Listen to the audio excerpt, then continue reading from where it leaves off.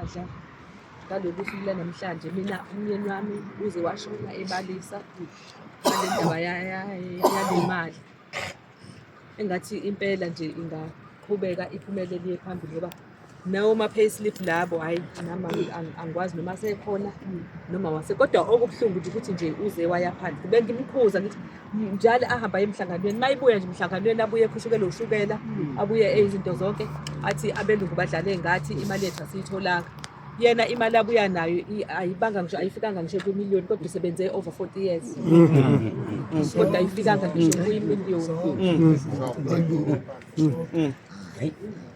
Leyo nto-ke nje yamphatha kabuhlungu, bese phelile ngisho nasemzimbeni, ushukela yonke into. Kodwa kukhokhwa la ube nesiqiniseko sokuthi uyakhokha. Mina umyeni wami uGabriel Mbatha, ubaba uMbatha waze wadlula-ke emhlabeni-ke. Kodwa nje ube naleso silonda nje sokuthi nje iy'mali zakhe aziphumile emsebenzini. Kodwa esesebenze over 40 years ayifikanga ngisho ku-1. Yaba ngaphansi nje kakhulu futhi ku-1,000,000. Ayihlangananga ngisho elilodwa nje. 40 years. Over 40 mhlawumbe years. sesebenze over 45 years. Wangena eno-20 years emsebenzini. Besesebenze over 40 years. No, kuhle lokho, siyabonga.